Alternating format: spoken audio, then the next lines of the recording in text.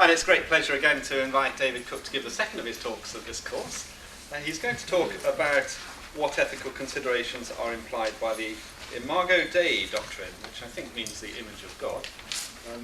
But let me just say a couple of words about David. He's Scottish, as he reminded us last time, but he's exported half of himself to the USA, so he works jointly in the USA and at Green College in Oxford at the moment.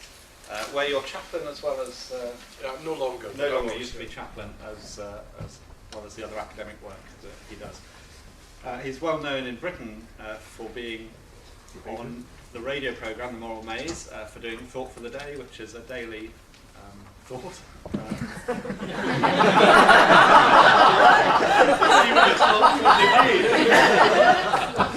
It's a daily. I stumbled there a bit because it always used to be a daily Christian thought until recently. But in our modern pluralist society, we hear humanists and people from a variety of other faith positions as well, and of none, I think. But I enjoyed listening to David in those days. Now he's in America. He's also on American TV, I hear quite a lot as well. So it's a great pleasure to have David with us, and why don't I hand over to you now? Well, thank you. People often say I have a wonderful radio face.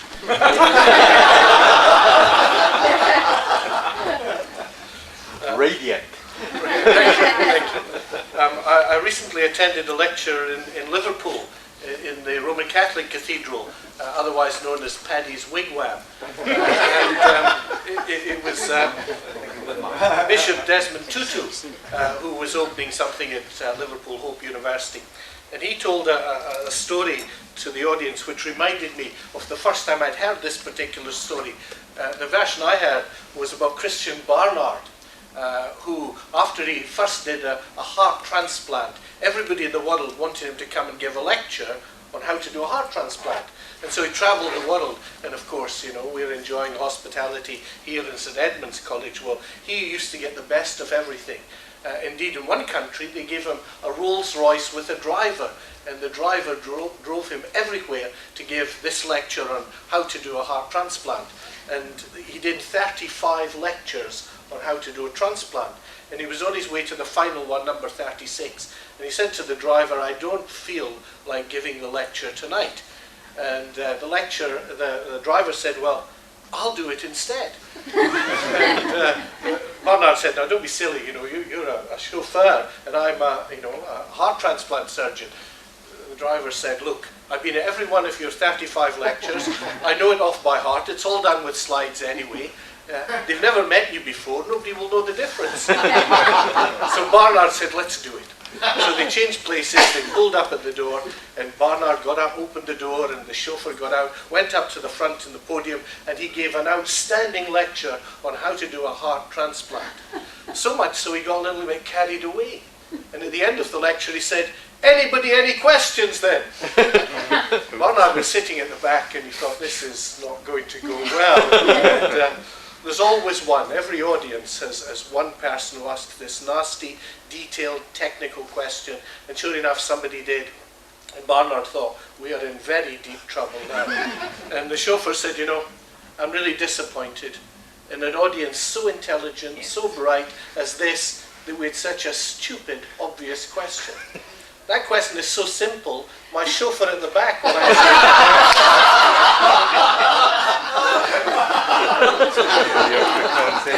Sadly, having driven myself here, I don't have a chauffeur at the back who's willing to answer any questions." We've had a fascinating day because we've been looking really at many of the ethical kinds of issues in science and research science, particularly in the bioethical area.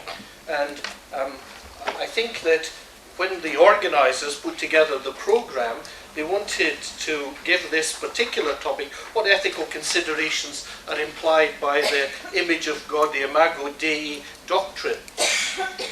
Always, when you are asked to define your terms, it's very important. It was interesting. Michael, in the last lecture, said that when people ask him, he wants to know what science means, he wants to know what religion means, and he wasn't sure whether he was in favour of either of them, but he was in favour of science. What do we mean by the Imago Dei? And here we have a history of Christian theology and of course of non-Christian theology, where people have been very interested. What does it mean to claim that people are made in the image of God? Does it mean, for example, that they are persons? Now, we've heard the significance of the notion of persons, first of all in relation to issues at the beginning of life, whether or not stem cells, whether or not the early embryonic forms, whether or not as it grows towards a fetus, whether or not that is a person, whether it's a person with potential or a potential person. How significant this is, I can explain to you, because I am a kind of new man. The kind of new man who was present at the birth of both my children.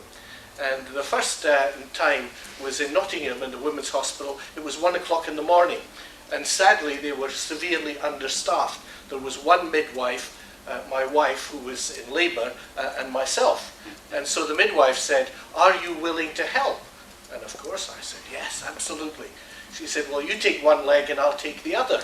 So I was taking one leg. Now, it's not very often, as a medical ethicist, a bioethicist, you have an opportunity to talk to a midwife about the beginning of life. And so I seized my opportunity.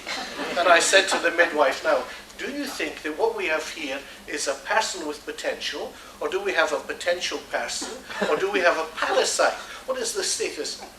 And we had a very interesting 2.5-hour conversation. Now, I don't want you to misunderstand, I was very encouraging. Push, you know. But one of the sad things about being a bioethicist is that afterwards, my wife explained that this was not a very helpful thing to do. It just shows how not understood we bioethicists really are. But at the heart of the debate was the question about what is a person? What is a person at the embryonic stage? And of course, when it comes to animals, a name that we didn't hear. If Dawkins is the bête noire, it's interesting that it's the bête noire in relation to science and religion. In the question of animal rights, and if you go to any of the animal rights sites, you will find that Peter Singer is the key figure and the philosopher who undergirds much of this notion. And he wants to argue that there are some animals who are persons and some humans who are not persons. And so we'll come back to that. How do we define what is a person? But one answer to what is the image of God is it's a person. God is a person, so we are persons because we are made in the image of the personal God. Others have suggested that really it's about rationality. It's about the ability, as we talked the other day, in terms of able to make sense of the world, able to think. And science has sometimes been defined as thinking God's thoughts after him.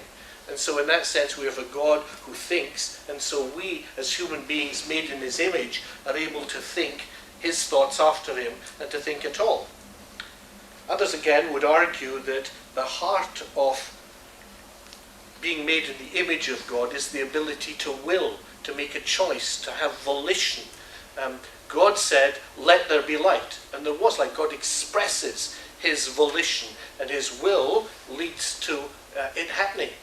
Now, as human beings, sadly, our willing doesn't always lead to a happening. And indeed, Aristotle, as you'll know, was concerned about what he called the weakness of the will. He had a will, but often it did not make the necessary happening come into being or to pass. But that notion of purpose, that notion of volition, willing, but also, of course, the notion of purpose.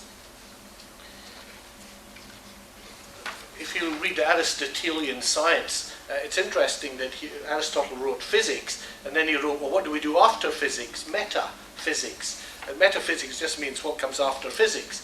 Actually, it's really what comes before physics, because it sets the parameter for the discussion of the physical world. Aristotle was very clear that everything had a purpose. And if you wanted to understand something properly, you had to understand what was its purpose, what was its goal, what was its telos, what was it seeking to achieve, and how did that actually operate. God is a God who has purpose and gives purpose to what he creates. We as human beings have purpose, and we can fulfill those purposes, or of course, fail to fulfill them. That failing to fulfill them led to what I thought was a very interesting discussion in the last session over morality. God is a moral being. I have problems when I'm in America because people do not understand my Scottish accent. They love the accent, but they don't understand a word I say, which is why I can get away with teaching in America, because they don't understand. And so when I talk about morality, I have to say morality, and then all the American audience understand what I'm talking about. It's that ability to distinguish right from wrong, what is good and right and proper and appropriate, what is bad and evil and needs to be avoided. As human beings made in the image of God, there is a moral sense. Now that moral sense is often seen in terms of conscience, that awareness of right and wrong. I say to my students, whether at Oxford or at Wheaton, conscience is the kind of thing where you're lying in bed 8:30 in the morning and conscience says to you, you should get up and go to Cook's lecture. And then at 9:05, while you're still lying in bed, the conscience says you should have got up and gone to that 9 o'clock lecture. So conscience prospectively tells us what's right and wrong. Conscience is an awareness of the difference between what is right and wrong, and it's internal. Of course, Freud wanted to say that we simply imbibe from the culture the values. And if Freud were right, I can never understand teenage rebellion, because teenage rebellion seems to show that the imbibing of the cultural and the moral and the conscientious values doesn't really work. Others suggest, and John this morning was giving this kind of implication, that what part of what it means to be made in the image of God is that we are spiritual beings. God is spirit, the Bible says, and we must worship him in spirit and in truth. That there is more to human beings than simply the physical body. It was interesting, Michael's selection of primates, because of course primates can look you in the eye, and primates can hold your attention. I don't have very meaningful looking in the eye with wasps and flies, but there is something about primates which are nearer us, which over and against things, and you're wondering, is there something behind it? Is there something behind it? He talked about his dog, the beagle, and it's interesting. Oh, my dog is smiling at me. Your dog has wind or gas, as the Americans would say, but the dog is smiling. We assume what's called the pathetic fallacy. The pathetic fallacy is where we assume that animals are feeling exactly the things that we would feel. And if in theology we're worried about anthropomorphism, where we shape God in a human form, the danger with animals is we read into animal behavior our own kinds of values, our own kinds of consciousness, our own kinds of reaction. Spirituality. It's certainly interesting. We talked the other evening in the panel discussion about whether or not there were religious concerns, whether or not there was harm from not fulfilling the spiritual aspect. In Great Britain, they have a requirement for religious education. Now that's hotly debated, given there's a whole variety of religion and of religious communities within the UK. But the thing which is not debated is that we must talk about spirituality. You go to any school looking at the kind of curriculum that they're designing to fulfill the government requirements. This is a secular government requiring the schools to have some kind of religious instruction, some kind of religious education. It's very difficult in a multi-faith, pluralist society, but they all agree that spirituality is the good. Now, defining spirituality is not always quite so easy, but that spirituality is at the heart. Again, points to the fact that for many, being made in the image of God is spirituality. I want, though, to make one other suggestion. And the other suggestion is because of what happens in science, what happens in human experimentation, what happens in our dealing, particularly in medical ethics, bioethics, with other people, whether, like John, talking about the beginning of life and genetic manipulation, whether we're talking, as Michael was talking, about death and the end of life. And that is, why do people matter? Why do people matter? And for Christian people, and for Jewish people, and for Muslim people, they matter because they have a worth and a value and dignity. And so the worth and value and dignity of human beings comes from being made in the image of God. That's why human beings matter. It seems to me that I was suggesting the other day and suggest again that science is not value-free. It has certain kinds of presuppositions, presuppositions about the capacity to repeat experiments. I remember taking part in a discussion with some researchers from California. This was on Radio 4, which is BBC talk radio. And we were talking about the alleged discovery of genes for homosexuality. And part of the reason that it was an alleged was that nobody could repeat the work. And so there was great doubt, was this a valid kind of scientific conclusion? Because without repeatability, then it was not accepted either by the scientific community or indeed by the wider social community in society. Repeatability, reliability, that we can actually rely on the information we're given. Truth-telling. We talked the other day about the way in which we assume that people are telling the truth, that when they write their paper, they are giving us an account of their work. That was why the Korean debacle was so difficult for science and for the wider community, and indeed the medical community. Hopes were raised. John was talking about the way in which, quoting Lord Winston, there's been a spin, not just sadly in the realm of genetics, but often in the world, particularly of medical research, in order to gain funding. And as a result of that, people have promised things which have not been able to deliver. And the pressure to produce, the pressure to come up with something new and different and some kind of results which will make a difference are enormous. I think that one of the presuppositions in dealing with science is what kind of view of humanity do we have? What does it mean to be human? And I want to just look at 4 areas that I think are interesting. And the first one really directly relates to what Michael Banner was talking about and what Peter Singer talks about, is can we distinguish human beings from animals? It's always interesting when people use texts, not just what they take from the text, but what they don't take from the text. And I think I want to encourage you to read the text very carefully that was given out, and to look at the parts not so much that were talked about, but the parts that were not talked about. Because I think part of the things that were not specifically talked about, but are in the text that we were given, emphasize again that difference between human beings and animals. Now, Peter Singer wants to argue that in fact we have got it wrong. It's interesting if you read Singer very carefully, and I've never read Peter very carefully, but I do have a graduate student who did for his doctorate, and so you learn a great deal from your graduate students. That's the only reason I've ever supervised, because that means I learn about things and I don't have to do all the work. Somebody does the work and then I take the credit for it, so it's a great way of teaching, very much the Oxbridge style really. And it's interesting that there are 2 main sources that Singer uses. One is the early church fathers, and the other is John Locke. It's interesting how he takes them together, and he draws from them particular understanding of persons. And he even uses the notion of the Trinity to suggest that you can be a person and not be human. And on that basis, and I'm not quite sure how he does draw the parallel, he says animals can be persons even if they're not human.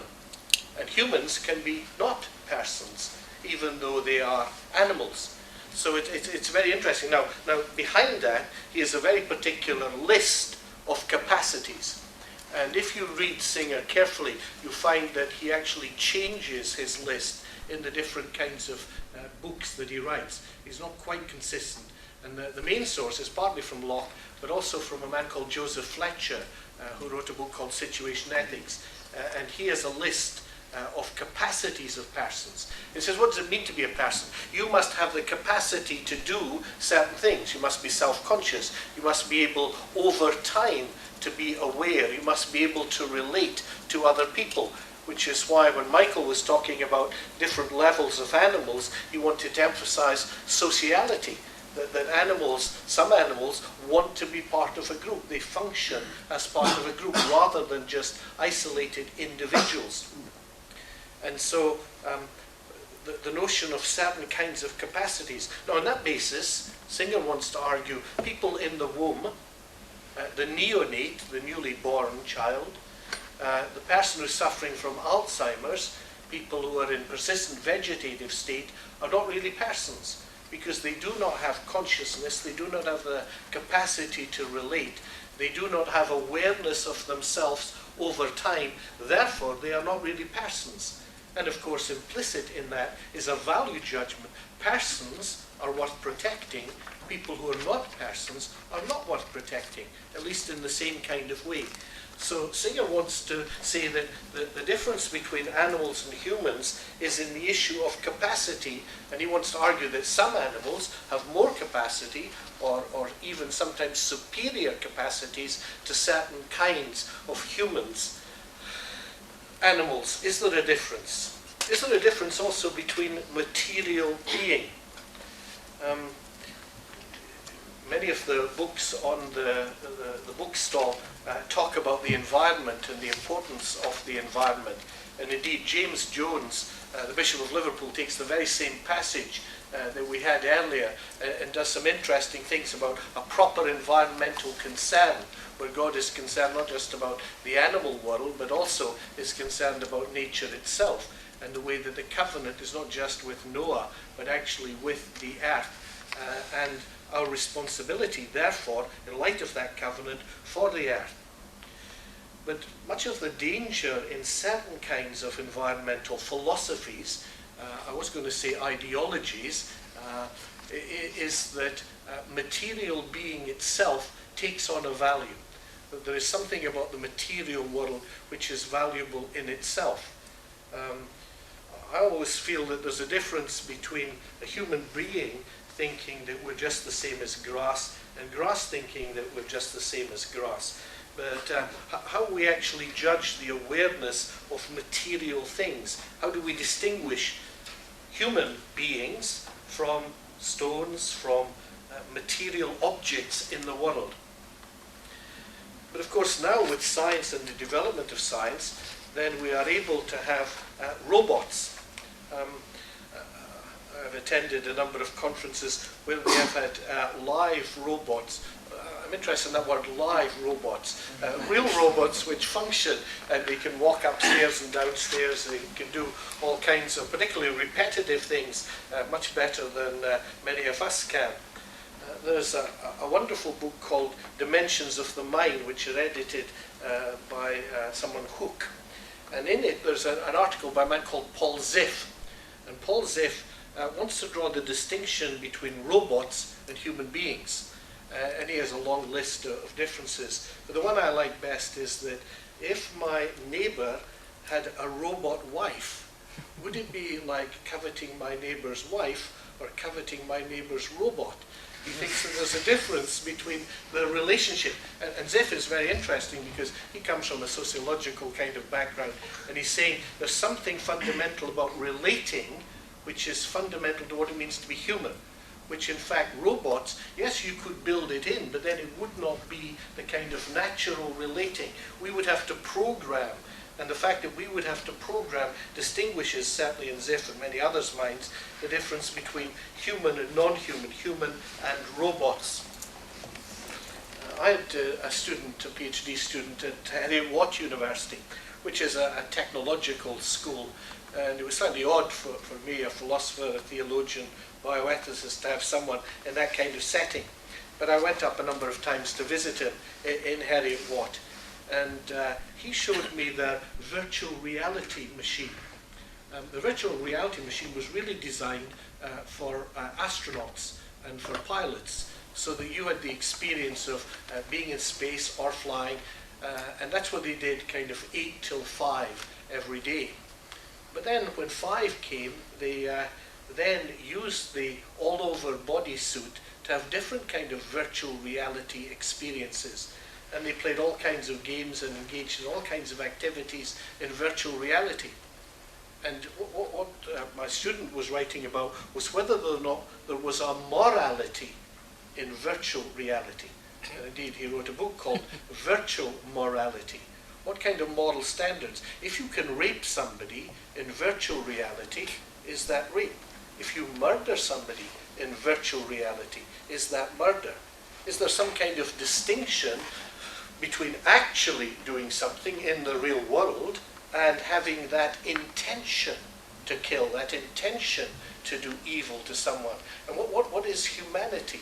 What is the difference between living in a virtual reality over and against living in a real world? Many of you will know that in universities now, computer access is absolutely essential to the well-being of each and every student, so they tell me. In that, they have developed their virtual friends. Indeed, certainly in Green College, I don't know about St Edmunds, but our student societies have all collapsed. People do not attend student societies. In an evening, what you do is you go down to the computer room and you find it's full, or they're all in their bedrooms on their own with their computers in their virtual world, talking to their friends on Facebook.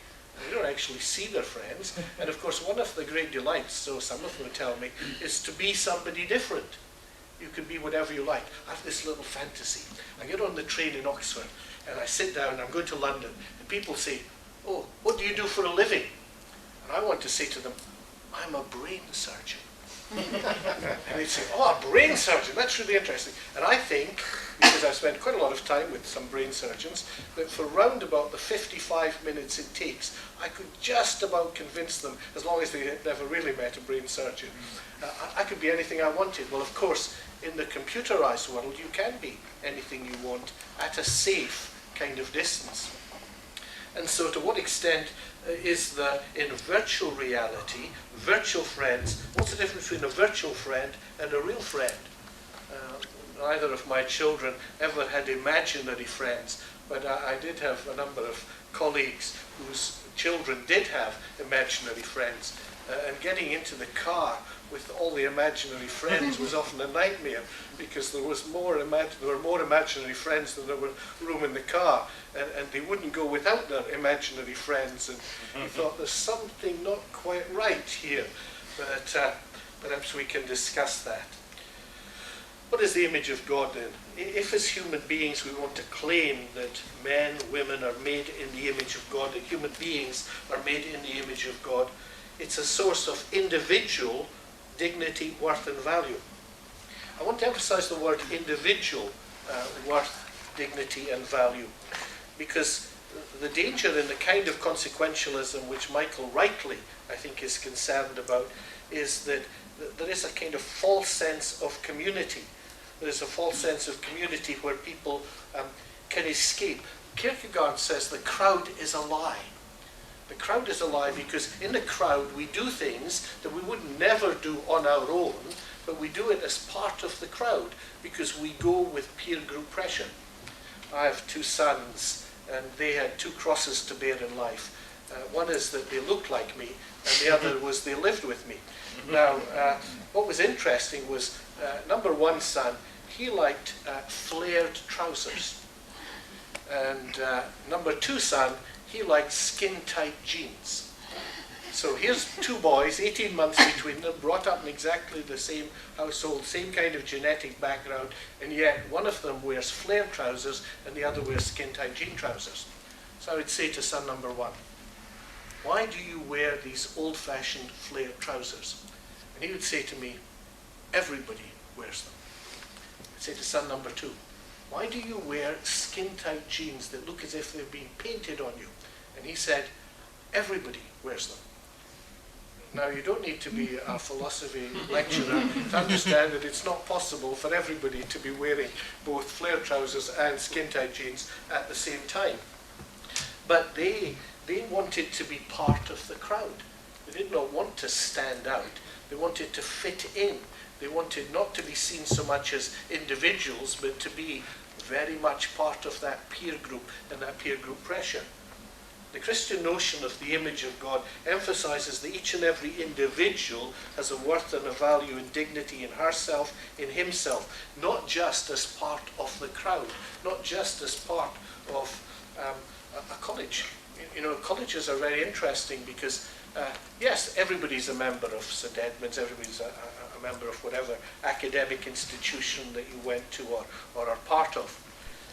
But actually the student does not want simply to be number 443. They want to be taken seriously as an individual.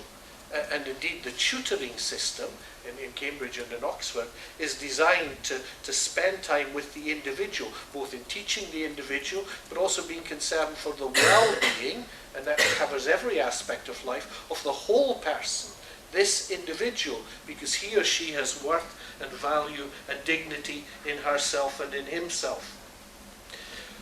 But I think that when we talk about utilitarianism, and one of the most common forms of consequentialism, the idea that consequences alone decide whether something is good or bad, the most common form, certainly in the political world, is utilitarianism. The greatest happiness of the greatest number, what's called the GHP, the greatest happiness principle. And often that's translated in different ways in terms of public health, but also in political decision making. It can be sometimes translated as the common good, or it can be translated as common harm. What will do good for most people, not all people, but most people, or what will do harm for most people. And of course, behind that is I think, a notion, and I think this is part of Michael's concern to get back to much more careful moral distinctions, is that what makes the crowd, the common good, the common harm, important and significant, is because it's made up of individuals. Indeed, if you read Mill and indeed read Bentham, you'll discover that actually it's the aggregation of all these individuals who are all feeling a certain amount of pain or a certain amount of pleasure, and you put them together, and that produces the greatest happiness of the greatest number. So indeed that even within utilitarianism, even within that kind of consequentialism, there is a sense that there is some value which is attached to the individual. Now of course it's not only the individual for the utilitarian, because they want the focus not to be just the individual, but rather on the commonality. But behind that emphasis on commonality, I think, there is an emphasis on the individual. But what gives the individual worth and value and dignity? That's my question. But the issue that we were given was what ethical considerations are implied in the Imago Dei doctrine. And I want to look at a series of clashes in medical ethics and bioethics. Some of them we've been referred to already in the lectures this morning and again this afternoon. First of all, the notion of medical research. Now, it's quite clear that medicine advances because of medical research. Not because every doctor or every team or unit is actually engaging in what we might call primary research. But doctors all learn from their experience. This is one of the problems. If you look at breast cancer, we were talking about this morning, look at breast cancer and you ask surgeons, what is the best treatment for breast cancer? They will tell you surgery. If you ask chemotherapists, what's the best treatment for breast cancer? They will tell you chemotherapy. If you ask radiotherapists, what's the best treatment for breast cancer? They will tell you radiotherapy.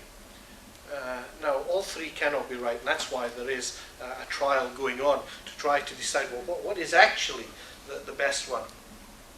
But if you talk to a radiotherapist or a chemotherapist or a surgeon who has for many years, 20, 30 years, been giving out this treatment, they will talk about the successes and of course about the failures. They are in fact doing a kind of medical research. It's very primitive, but it's still research based on the patients that they see and the views that they derive from their interaction with patients and seeing how their particular treatment does work in these kinds of cases, doesn't work so well in these other kinds of cases. Research is happening. So, at the one level, that's medical research. Now, of course, as I indicated the other day, there are in every hospital some kind of research committees looking at what kind of formalized research is going on. And you can't just say, I would like to do a research project today. You have to get permission, ethical permission. And the ethical permission, as we said, looks at the science, looks at the statistics, looks at issues like consent, confidentiality, and the protection of patients. Consent That is, that the individual is able himself or herself to say, yes, I want to do this, or more significantly, I think consent really is about the freedom to refuse. It's really about the capacity to say, no, I do not want to be part of this. But the individual has to be given a genuine choice. That's why consent is so important. People have to know what is going to be done to them, why it's going to be done to them, what kind of results are going to happen from what's done to them, what kind of positive benefits there may be, what kind of negative consequences there will be, and able to have the time. It's interesting, we make sure that you don't just give them the form and ask them to sign immediately. We want to make sure there's some gap, some time, so that they can make it proper, fully informed, valid decision. Likewise, why do we protect the confidentiality of the individual? Well, because individuals matter, and information about your genetic predisposition, about the link between your family and certain kinds of genetic testing. This came to a head initially in the UK, much more with HIV and AIDS. People were encouraged to be tested, and so many of them were tested and then discovered that they couldn't get insurance, they couldn't get mortgages because they had been tested for HIV. Now notice, it was not because they had HIV or not because they had AIDS, it's because they had been tested. Therefore the insurance companies were saying, these are at-risk people, otherwise they wouldn't have been tested. And so many organizations were saying to people, don't be tested, don't be tested. And of course that was counterproductive. Now, because of the developments and treatments of HIV and AIDS, there are real benefits. And working with insurance companies, they have now been persuaded that they ought not to make it more difficult or impossible for patients who are HIV positive to have insurance. But why does confidentiality matter? Because this individual person may suffer. And so the worth and the value and the dignity of each individual is crucial, not only in terms of consent, but also in terms of confidentiality, because we want to protect the well-being of the individual as well as the well-being of the community. Which is why, of course, we're deeply uneasy about causing someone to suffer, even if it might be a benefit to other people. It's very interesting, the unease. Like Michael, I disagree with consequentialism. I think that one of the curses of modern society is that we are deeply committed to a kind of consequentialism without really thinking about it. Now, when I'm talking to my medical students in Oxford, I say to them, imagine this scenario. We've just heard a bomb is planted in the hospital. Unfortunately, we don't have time to evacuate the hospital, but we have caught the man who planted the bomb. The bad news is he's not prepared to tell us where the bomb is planted. So I asked the medical students in Oxford, how many of you would be willing to torture this man to save the lives of everybody in the hospital? Now, it's very interesting. I have to tell you that out of 120, probably about 92 or 93 medical students in Oxford would be willing to torture. This is the kind of medical training that we give them in Oxford. But always there's a few who say, no, even if there was a good end, saving the lives of everybody in the hospital, we would never allow torture to be used. Now, of course, there's no guarantee that the person wouldn't die in the torture. There's no guarantee that they would tell you the truth. There's no guarantee that even if they did tell you the truth, you'd be able to defuse the bomb. So whether or not it would all happen, one of the problems about consequences, you can't guarantee and you can't control them all. That's one of the other problems about the utilitarian. But it's rather the people who say no from the beginning are saying no because they believe there are some things that are fundamentally wrong. Michael gave us a list. Things like rape, things like child abuse, things like murdering people. Nobody thinks we should go around just murdering everybody. Now, there might be particular groups like mothers-in-law, but there are generally, quite clearly good reasons for not going and murdering people. There are some things which are wrong in themselves because the individual would suffer. And we don't believe that for the sake of the many we should kill people, which is of course why at the heart of Christianity, the notion of Christ dying is such a difficult moral area. Medical research. But then we talked about stem cell research. Here's a clash. Now, of course, part of this clash is there a difference between embryonic stem cells over and against what are often loosely called adult stem cells? Unfortunately, when we talk about adult stem cells, people think they come from an adult rather than because they've actually defined in a particular direction. So we need to be careful when we're using that kind of language. Now, of course, part of that is what is the value of embryonic life? And John was very honest about where his particular view was. And we have a choice. We have a choice. Some people will argue it's the moment of fertilization. Here the sperm and the egg unite, the genetic code is in place. Other things being equal, that will become the same kind of person as you and I are. So for many, fertilization. Now why that's significant is not just because of embryonic stem cell research, it's actually significant because of contraception, because of the way in which contraception actually operates. And so if you have a particular view of the beginning of life, of fertilization, that makes a difference to a view which might be at implantation. Implantation, when the fertilized egg fastens on the wall of the womb.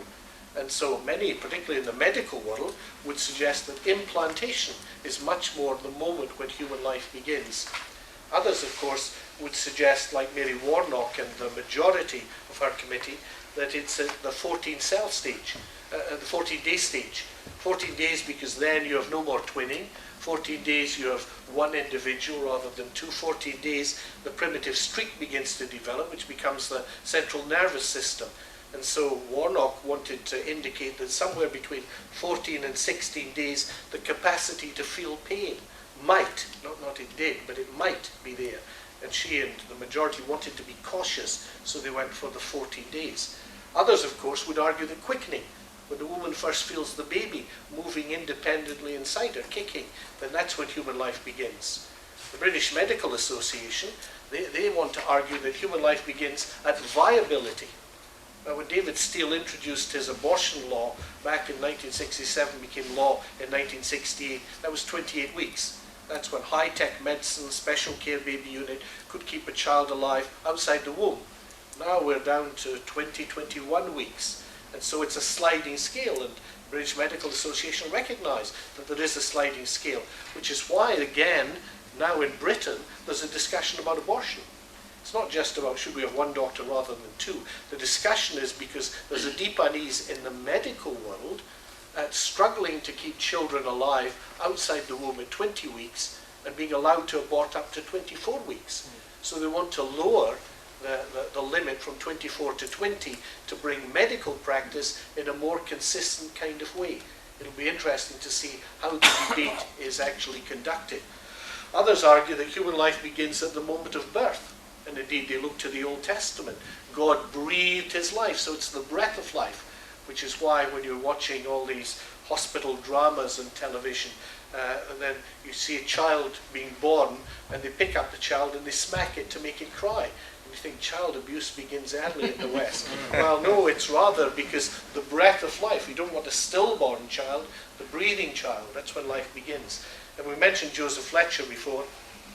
Joseph Fletcher, an Anglican priest in the US of A, he suggested that human life began when you're independent of your parents.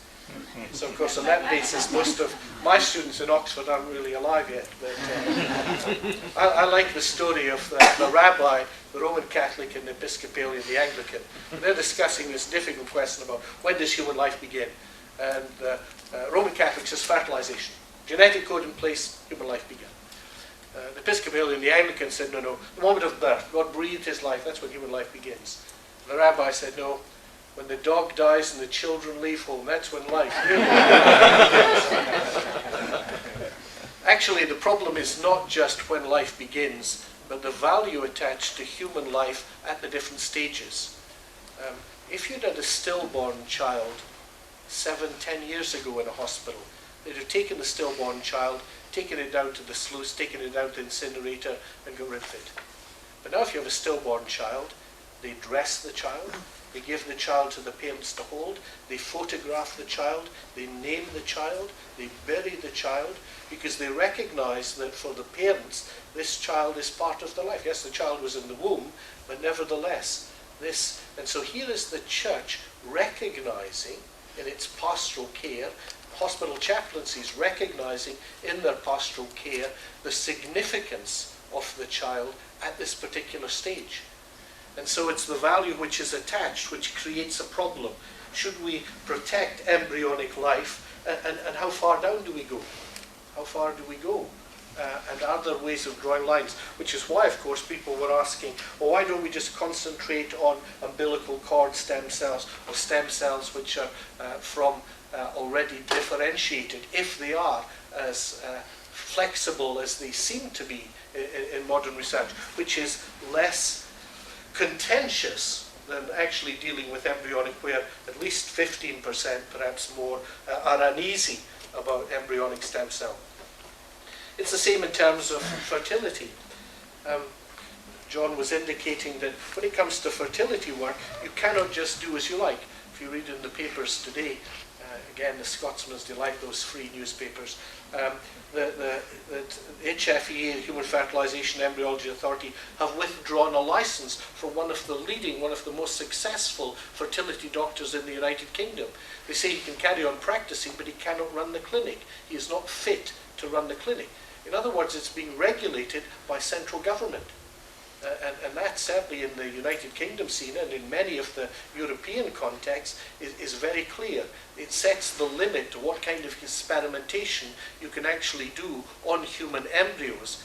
And if you want to do something which is not permitted, you have to make an application and you have to give evidence and all the rest of it. The value, the worth, the dignity of human beings made in the image of God from early stages. Now, of course, we could debate, and we will debate, I'm sure, what is the early stages and whether or not there is a difference between embryonic life and what is sometimes called fetal life. Is there that kind of distinction, or as John was suggesting, is it always embryonic until the moment of birth? And even after birth, do we believe that infanticide is permitted or not permitted? Again, a frightening little piece about India and how they discovered a number of female skeletons of very early born children. And of course, where there is an emphasis on one-child policies, the danger is that it's the female child who is actually at risk. I've done much debating, won't believe it to listen to me, but I've done a lot of debating, particularly on the issue of abortion and on the issue of euthanasia. And when you're debating people who are very much in favour of abortion, the really hard question for the feminist is, do you think that a woman should be allowed to abort simply on the grounds that the child is female? Now, it's very tricky because, of course, if you are really consistent feminist, you say yes, because it's a woman's choice. On the other hand, to kill a child just because the child is female really runs very counter to what feminists actually believe the worth and the value and the dignity of humankind and womankind in particular. So it's a nice, in the sense of exact, way of finding out what kind of feminist you have and where are the lines being drawn. Fertility has some kinds of limits, but so also the end of life. I made a program with Alan Bland. Alan Bland was Tony Bland's father. Tony Bland was a young man who went to a football match and was injured. He was crushed to death. He died. But when the hospital teams arrived, they resuscitated him. But he was now in a persistent vegetative state. And for 4.5 years, he was in that persistent vegetative state. And it became a huge case in the UK about whether or not you could remove a feeding tube, and whether or not we were required in law to keep someone in PVS, persistent vegetative state, alive, or whether or not feeding was a medical treatment. And the House of Lords, the kind of Supreme Court as it were, ruled that feeding was a medical treatment. Therefore doctors could withdraw the feeding. Doctors could decide not to treat somebody in a persistent vegetative state. Now why? Because Tony Bland was seen as no longer having any interest. It was interesting, the law said it was no longer in his best interest. As a philosopher, I was interested whether he had any interest at all, given he was in PVS. But of course, just because he had no interest didn't mean that we were not interested in him. And that's why when we were talking, and the question I asked Michael about the use of animals in experiments, whether or not following the Kennedy report. Ian Kennedy is a well-known lawyer in the UK, and he emphasised that animals don't have rights, but animals have interests, and that we should be concerned about the interests of animals. He thought it was too big a stretch to say they have rights, because there are no rights without responsibilities. But they have interests, and we should be concerned. And of course we are concerned. We had the example about the rabbits and the drops being put in their eyes from shampoo. If you go into the body shop, and I go in every week and ask for a new body, but they won't give me one. But when you go into the body shop, there are big signs which say none of our products are tested in animals, because there are some kinds of limits to what we think are appropriate ways of treating animals. And indeed, for many years in Oxford, I'm sure it was true in other universities too, it was easier to experiment on human embryos than it was to experiment on animals, because the inspectorate was much tougher and tighter in relation to animals. I had a student, young man, and he was working with a primate, and he'd done 2.5 years, and somewhere else in the animal lab did not fulfill the protocol. The animal lab was closed down. All the animals were destroyed. My student's PhD disappeared without view because of somebody else's maltreatment and failure to fulfill the protocol. That's how strict the system was. What does it mean then in the end of life, PVS and feeding, the end of life, if we believe that people are made in the image of God? And then I thought about the wider applications, and I just want to list them very briefly. Things like the environment. Why do other human beings matter in our environment? Why does the well-being of the world as a whole? Why does a concern about the tsunami? I've been phoning home regularly because I live in Abingdon when I'm back in the UK, and Abingdon has been flooded. And my wife was summoned on Sunday evening and told, you will have to evacuate the house. And so there was a good deal of the bushfires burning between Cambridge and Oxford.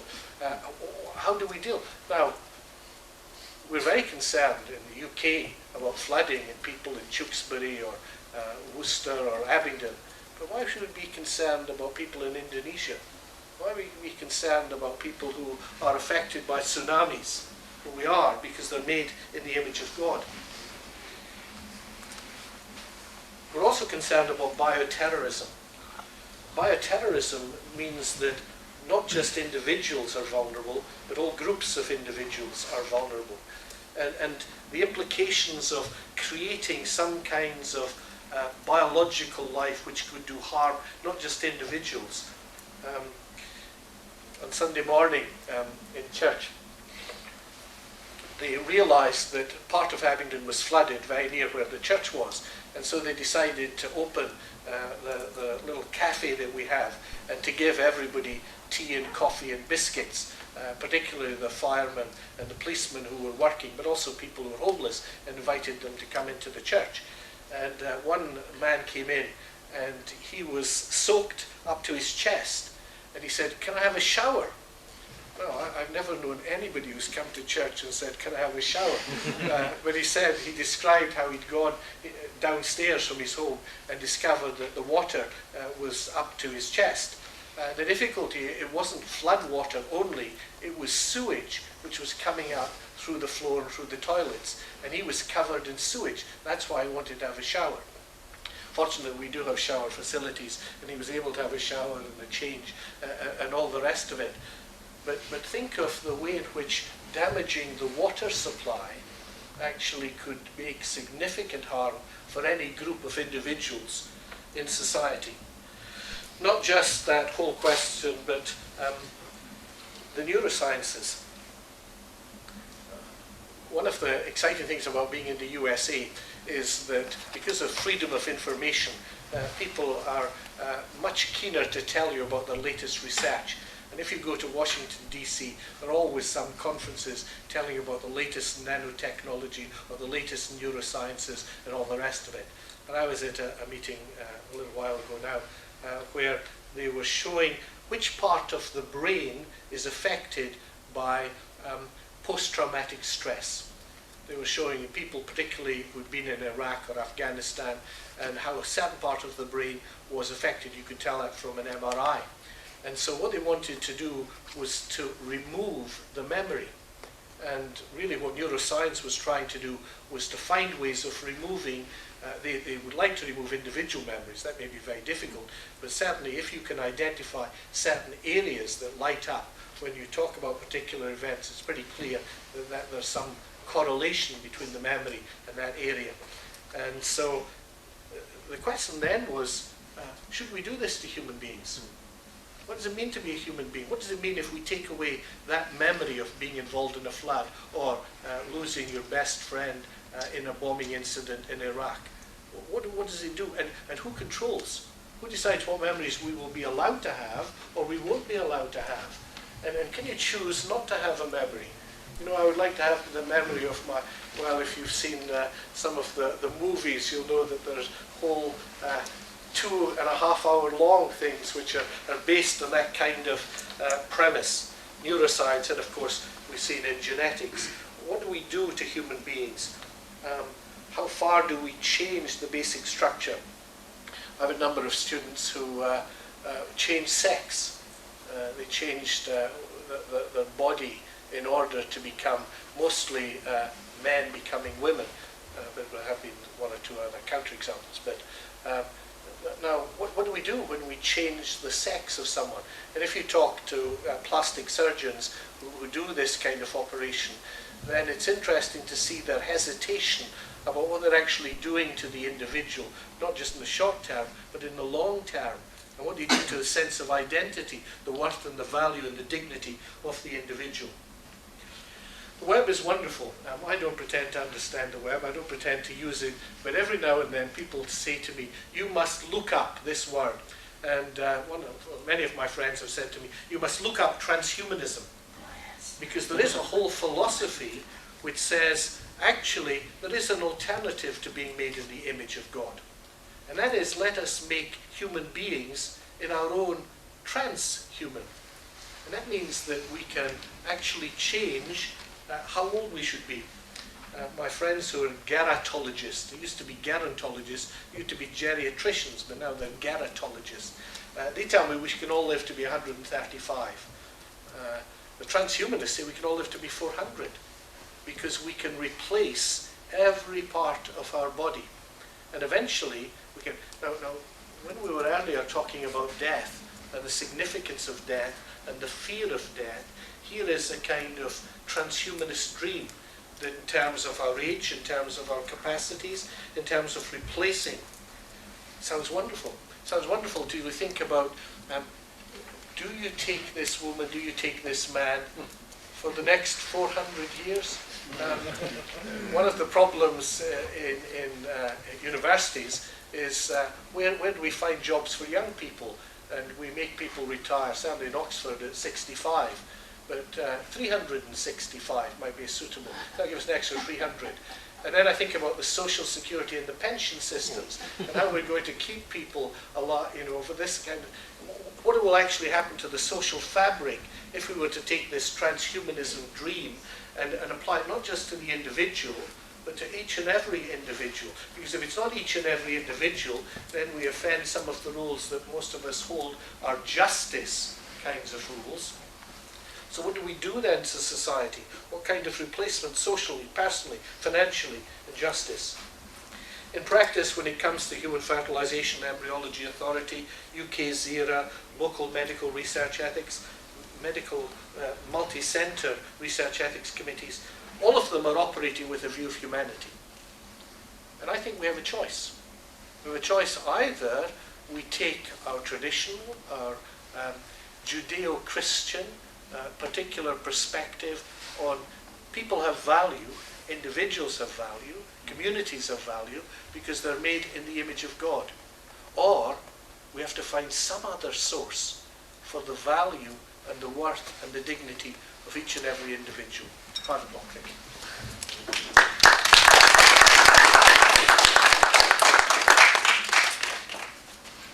Thank you, David. Well, that's a topic in which we all have a vested interest, so I'm sure there'll be lots of questions.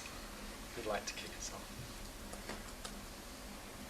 Just while you're thinking about that, actually there's another, we had a previous discussion about another place where people start with people. And this was the chief rabbi, Jonathan Sachs. He said that it's interesting that in the Jewish customs, if you die soon after birth, you have different burial and grieving processes for the first 6 weeks, because you're somehow not fully part of the community for those I don't know how they chose that, I think it was 6 weeks, how they chose that particular period. But for some period, then you have different rites of passage, so to speak. Right, of course, if you go back to the Greek culture, the Spartans used to take the children out on the hillside and leave them overnight, because if they didn't survive, they weren't worth surviving. And if they did, then they'd be good warriors or bearers of warriors. Yes. So there is a notion, isn't there, presumably, and perhaps I'd like your response to this, that there is not a different value to people in terms of we rank them number 1, 2, 3, 4, 5, although society certainly does that all the time in different contexts. But we place a different worth on people, and I had an interesting discussion, I don't know if it was with you, but with somebody who had been a cancer surgeon all their lives and was doing research on that issue.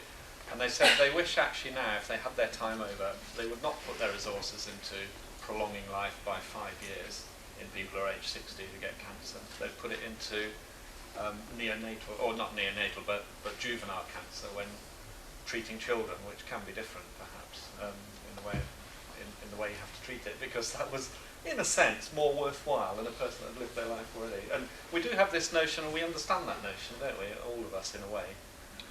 Yes, I mean, I think that it's highly optimistic to think that I can do whichever, and that if I go into childhood cancer, I'll make people survive, for much longer. The danger is a kind of utilitarian model, which thinks, 25 years is better than 5 years. Yes. But 25 bad years might not be better or worse than 5 very good years. And so the nature of the calculation isn't immediately obvious. But whatever, it's still the same motivation to help individual children. And my experience, particularly with geneticists, is that their desire to make a difference to the individual patient is really strong. I take the point that, of course, the media portray it in heart-rending kinds of ways, but for parents, particularly with a child who's dying, then prolonging that child's life, if there is some quality to the life, is really very, very important, because this child has a worth and a value and a dignity in himself or herself, not just for the sake of the parents, it's actually for the child. Yeah, Chase. I might be slightly jumping the gun here, because I do know we have an entire day on the environment tomorrow, but just thinking, what are the logical conclusions of taking these ideas, not just implying for one individual person, but extending it to the entire planet? I suppose as a small personal example, I think if I graduate and go and work for a major oil company, with the overall goal of trying to change that company to a more ethical and efficient company, do my ends then justify my means of working for a company whose ethics are very much not in agreement with my own at that point? Well, it's interesting, Michael Banner was suggesting that the end doesn't justify the means, because some means are so wrong in themselves that even for a good end, if you can guarantee the good end, then you ought not to do that. It's interesting, the example you were giving was of someone who had given his life to working with older cancer sufferers, and now was saying, actually, if I do my calculation, then I don't think that I've achieved as much as I would have achieved if I'd done this other kind of thing. And that's one of the problems about if you're only going to be concerned about the consequences. Is there some value in working for this oil company or whatever it is in and of itself? And I think we do have a responsibility to make the difference that we can make. I hesitate to say this with the camera running, but when the BBC phoned me up, I was interested in Michael's reaction to the media phoning up and saying, are you going to be for or against? Because I believe that the Christian voice has to be heard in the marketplace. And sometimes they phone me up and they say, what do you think about this? And I say, I don't think anything about it, because I don't know anything about it. Well, that doesn't matter, they say. You'll be able to do something. And I think, well, do I have the time to do this and go for the film or whatever it happens to be? And sometimes I do it in order to stop somebody else doing it. because I'm worried about who else will do it and what message they will give out. And so I want a Christian voice to be heard, a religious voice to be heard in the media. He talked about Evan Harris. The number of times that Evan and I have debated each other all over the country, in all the media, always taking different views, but nevertheless, you know, because I think there is a debate to be had. And I'm really frightened that we withdraw from that debate, because I think that the ability to make a difference to individuals at that particular time. Yes, I mean, I could say, oh, let's go away and let's train for 20 years and then we'll be well enough qualified in order to do this. But I think that actually we have a responsibility to make the difference that we can and to do the best we can in that kind of situation. Hilary. Well, this question is going a little wider than your lecture, but there's been a highly publicised case in France of a woman receiving a face transplant. And I just wondered if there were, what you thought the ethical issues were, and whether that differs from other transplants. It's interesting because when this was first mooted in the States, I did a number of TV interviews on this, and then just on the back of that, they had hand replacements, and where people had a hand transplanted. I think, how do we recognise people? We recognise people by their faces. And part of the problem is that, you know, if you have some significant person in your life and their face is given to someone else, what does that do? And face and identity are very close. Now, you know, I think that where there are severe burns, where there are severe damage, and this was the case with this lady apparently, then I can understand the desire not to have grafts, you know, because then the face will be blotched and patchy. And so the notion of giving a full face, I'm interested, what's the motivation? What is the actual thing in and of itself? What are the consequences of this? Because like Michael, I do believe that consequences matter. And then what are the implications? How do we take this particular thing and then say, you know, whatever we want? Because one of my concerns is that we begin by saying, here's a lady who's been severely burned, let's give her a face transplant. Here's somebody who, can you imagine anybody wanting to look like Victoria Beckham? I'm sure there must be somebody who wants to look like that, or David Beckham. And so, you know, I decide to have his face for cosmetic purposes. And so the drawing the lines, do we really want to start down that line? And I think I'm uneasy about what it does to the donor and to the donor's family, whether there's something integral to the notion of a face belonging to the individual. When I was talking about the hand thing, I was wondering how people who had held hands, who'd had a hand stroking their face, would feel about the loved one's hand now doing all these things to someone else. And was it their hand or the other person's hand? And sadly, in dealing with transplant, you have to be really careful about telling people where the organs came from, because people react very strongly if they know the source of the values. So, for example, men having women's kidneys, that's very difficult for men. Women have no problem taking men's kidneys, but the other way around. Organs taken from children put in an adult, that can be very... So we don't tell people where the organs came from. Now, when it comes to faces, it's much more difficult. Organs are unrecognizable. At least I don't see very many of your kidneys sitting around, but faces we can see. And I think something about identity is important.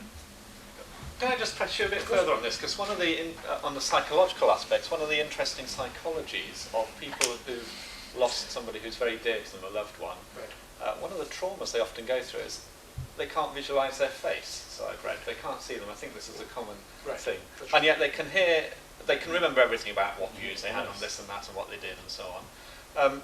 And it seemed to me that's perhaps a deeply Christian view as well, actually, that in new creation, if we believe in eternity, we'll have different bodies, and we will have bodies, but they'll be different. And maybe what's important is the relationships and the things we've done and said and so on, which will carry through, rather than the exact shape of our face, which is a great, great joy to people that are born with physical handicaps and so on, because they know they'll have a perfected body. Can you just reflect on those? Well, I think my reflection is that if we look at the example of Jesus, who's the one person, as far as Christians are concerned, who's come back from death in resurrection, that there was both continuity and discontinuity, so that it wasn't immediately obvious to, for example, the people on the Emmaus Road that this was Jesus. But there came a point where they did recognize him. It wasn't immediately obvious in the garden that Mary, thinks it's the gardener, but then recognizes this is Jesus. Recognizes implies some kind of continuity. And some kind of, the degree of discontinuity, continuity is hard. But I think one of the reasons why in some Christian traditions burial has been held as more significant than cremation, for example, is because of a view of the resurrection of the body.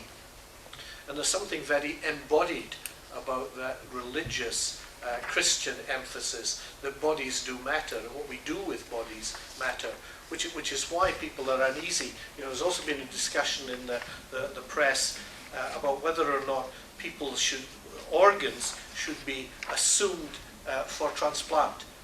Just now we have an opting-in system where you donate your organs. That the chief medical officer wants your body to belong to the government, and they can take whatever organs they want unless you opt out. And so it's a question of whose body is it? And does it belong to the individual? Does it belong to the hospital? Does it belong to the family? Does it belong to the community? And can we do whatever we want with bodies? It's interesting in the Jewish tradition, the notion of the whited sepulchre is that there are bodies here, and there's something unclean about this. Certainly when a Muslim dies in the John Radcliffe Hospital, there are very particular rules about who dresses the body, what is done to the body, when it's done to the body, and you are appropriate to the particular religious tradition that individuals have. Thank you. Lots of questions. Yes, John. I wonder if I could just change the tack a bit. We'll go back to this thing of justice that you mentioned, which is getting, I think, more and more difficult in a very diverse world. And the transhumanists have this motto of better than well. And the transhumanists envisage, I think, that people buying into technology in neuroscience and IT-type implants that will enable them to be superhuman. But of course, it is only an few that can afford it. Similarly, Gregory Stott, with whom I've debated, and I'm sure you've debated, in UCLA talks about people buying into genetic technology. And so what we're seeing with these technologies is the possibility of an increased difference between those that have and those that have not. And I just wonder whether we can start thinking about how to redress the inequalities of society when we have clearly some people going gung-ho for improving themselves as individuals so that they will have an advantage. It's a bit like doping in sport. Should we be again all this? Right, this is a very important area, and why I'm optimistic is that if you told me 20 years ago we would be recycling, we would be concerned about environment, that there would be broad scientific agreement, and there'd be broad desire to put into political action something about the environment, I would have laughed. Because people thought I was a crank. But, yeah, yes. Well, that too, of course. No. but I think that the fact that the good science and the careful handling of the media has brought to the societies, not just this society, but societies across the world's attention and a concern. And so I think it is possible to raise people's awareness about issues of justice.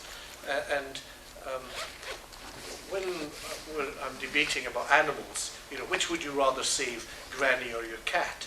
And in the same kind of way, which would we rather save? Would we rather provide food for children who are starving in the Sahara, or would we rather enhance David Beckham or Victoria Beckham or so on? And people given that choice are quite clear that they feel the moral obligation to help those who are existing, those who are starving, those for whom it's a matter of life and death, rather than simply an appearance kind of thing. But it doesn't happen without constantly reminding and playing the same record over and over. And I think we have a moral responsibility there, as I think the environmentalists did very well, and you'll hear more about that tomorrow. They actually kept playing the record, and eventually people believed it, because the evidence became so strong that it was really hard to say no to.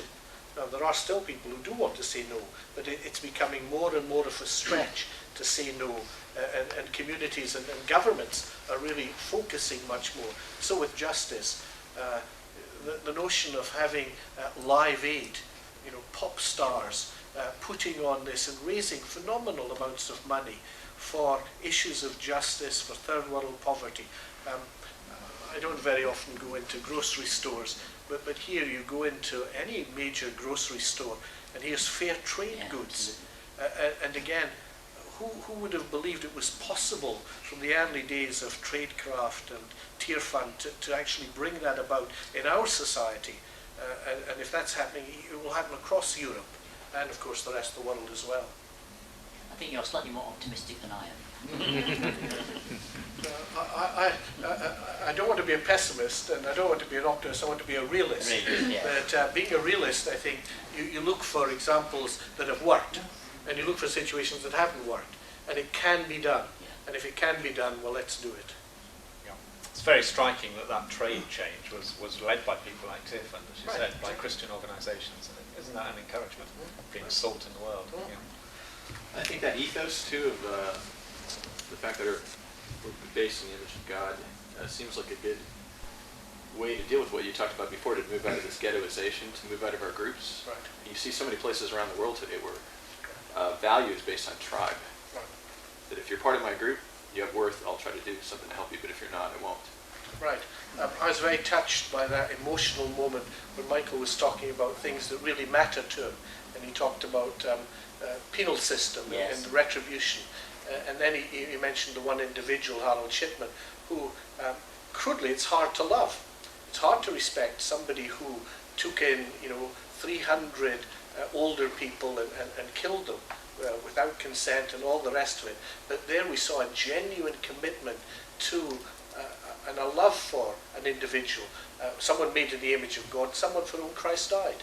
And these were two powerful motivations. And I think it does and it can motivate people. But we have to remind the church, we have to remind religious organisations of what they believe and then putting their actions behind what they believe. It's easy to use the words, but not so easy to put into practice. I like you always say, try to make the case. They may not receive it, but at least you're called to make the case. Professor Brian touched upon it just now about bionics and how we can use technology to improve our biology. Not talking about the social aspect, but does the idea that is in all Abrahamic traditions very strongly there, that God and created man in his image and only man, have something to say about improving, for example, our brains with technology? Because I think you can make the argument for both cases. You can say, if you have a static idea of creation, you can say, well, God made us in this way, as him, and that's how we should stay. But you can say it's a progressive, continuing idea of creation, that we move towards him and maybe use bionics for that. It's interesting. I don't have a chauffeur, but I do have somebody who's very interested in natural theology sitting in the front row. And I think part of the answer to that, and I'll give Rodney a moment, just to reflect on whether or not natural theology is actually telling us something about the limits of human beings. I think that I've just come from a series of conferences for the Christian education movement, and going to schools, if I say to 17, 18-year-olds, do you think that 63-year-old women should be enabled to have children, which we can do technically? Almost always they say no. Very, very few young people are saying yes. And I say, well, why not? What's wrong with that? Are you anti-age? Are you discriminating against women? Because, Charlie Chaplin at 76 can father a child. Why can't this woman? If we've got the science, if we've got the technology. They say, well, nature has drawn a line. It's past the menopause. These are not religious children. These are totally secularized young people who still feel that there is some kind of line that nature is giving us. Now, I don't pretend to know all the lines that nature does give us, but I think there are some pointers and indicators, and I think that's what we ought to be exploring whether or not certain bionics, certain brain enhancement. That was the point I think that John was Yeah, making.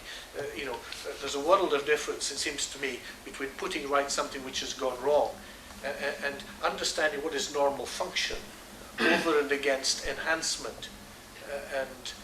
You just need to spend half an hour with a plastic surgeon to know that clearly they're working at a very practical level on what is normal, what is natural, what is putting right something which has gone wrong. But of course the technology, which for example fertility technology, which was designed to help people who were infertile, is now used by all kinds of other relationship people in order to produce children and produce designer children in the way they want, when they want, in all particular kinds of ways.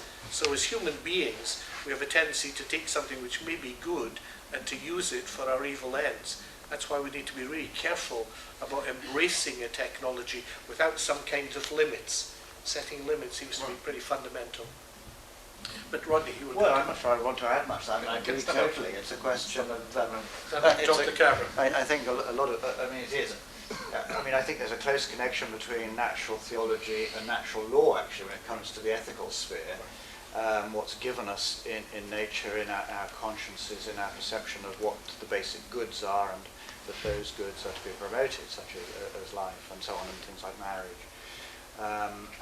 But the real difficulty with these areas is precisely what you're saying. I think discerning what is in keeping with nature and what is going beyond in a dangerous, perhaps sinister way in some ways. I mean, there are all kinds of problems with the example you gave of the 63-year-old woman conceiving and having children, and she's not going to be able to see them much beyond their early childhood. 18 years, yeah. And that's this is exactly gonna the make a point the difference. children Yes, make. yes. It's not fair. Exactly. It's Well, not fair. exactly. You know, we're going to be deprived of our mother. Exactly, and the consideration really in that situation should be for the child, and I think that's the case in so many of these sort of areas. You know, whether it's homosexual couples having children or it's the potential parents who seem to be the focus of the concern, rather than the child who's going to be brought into existence. Involuntarily. I mean, children are born And I think, to be fair to Human Fertilisation and Embryology Authority and to the British Medical Association, they've tended always to emphasise the well-being of the child. And that's why often it's quite surprising how, quotes, conservative they've been on some of these issues, because the welfare of the child has always tried to come first. But of course that depends on how we define welfare for the child and what is well-being for the child, as well as in the transhumanism. You know, if we want to do it not just, to a good standard, but to be better. What is the better? You know, and how do we actually give some content to that? Yes. I would like to say something more about this. Maybe you know, or you haven't heard, but in Romania,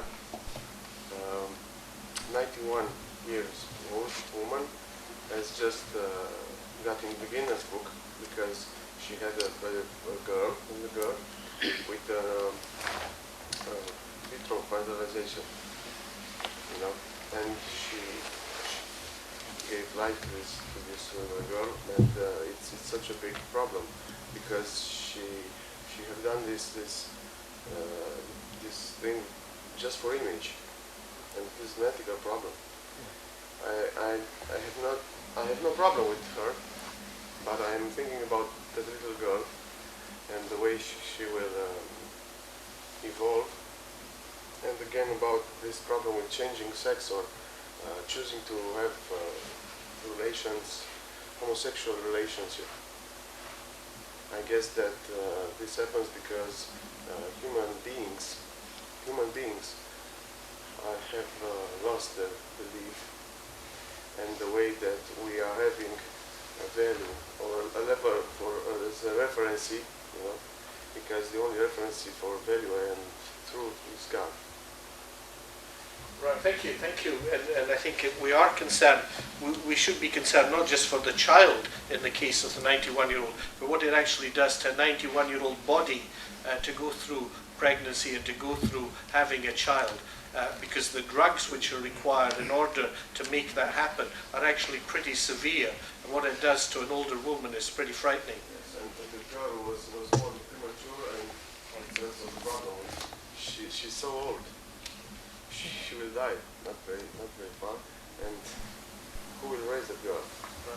It's interesting, we've Just talked as a about... hobby. Sorry, this is a hobby. We are having Right, such right. courses. Or sometimes, you know, for medical experts and particularly for fertility clinics, it's being the first to do that. It's getting in the Guinness Book of Records. That's always the danger, or winning the Nobel Prize or whatever it happens to be.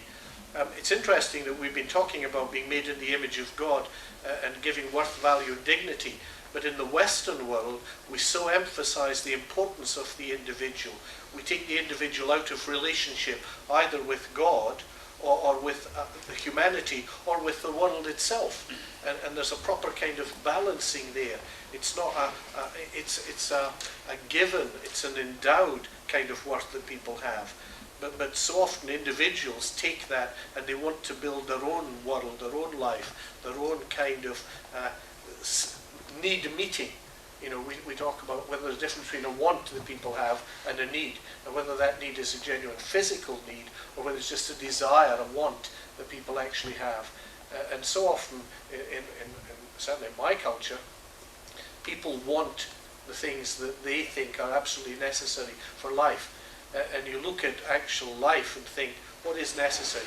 I was reading in the Telegraph. Imagine reading the Telegraph. That's a terrible thing. Anyway, I was reading the Telegraph, and in the Telegraph, it talked about how people in Abingdon are delighted to have the flats. I thought, this is crazy. What can be good about everybody? It's because suddenly they got to spend time with their neighbours. Suddenly they became a community. Suddenly they discovered there are these wonderful people who really care about each other, and they've been in each other's homes and they've been helping each other, moving the furniture and tidying up, and they're all going through the same experience. And Sunday night there's going to be a barbecue to celebrate, and, you know, all this kind of... And so it's a different kind of perspective. Yes, you had a question. When we say about the image of God, we assume the human is unique. If in biology there's no clear distinction between orangutan and human being, the genetic difference is only 1.2%. So should we say orangutan has, say, 50% image of God, human has 100% of God? Well, I think that the geneticists and the biologists would be better able to answer that. But I'm interested in men and women and the way in which men and women are extremely similar. But actually the thing that really interests me about men and women is the difference. That seems to be the fundamental thing. John? 1.2% is big because, you know, if you think about just adding a handful of genes, the number of possible genetic interactions you have by adding a handful of genes is absolutely enormous. And as I quoted Steven Pinker today, that, you know, that one of the near relatives is an endangered species living in the rainforest, and the other dominates the world. The difference is huge in terms of how it works out. I agree with you because I quoted actually from people group to people group, the maximum genetic difference is 0.1%. 0.1%. So there's 12 times at least. Yes. Well, that's between two individuals. Yeah. Right. 0.1% between 0.1%. any two individuals, whatever race, ethnicity, or country. From orangutan to human beings, 1.2%. Yeah, a bit slightly more, 1.7, I think. But, yeah. Thank you. I think there's probably more to humans than genetics. Absolutely. We'll throw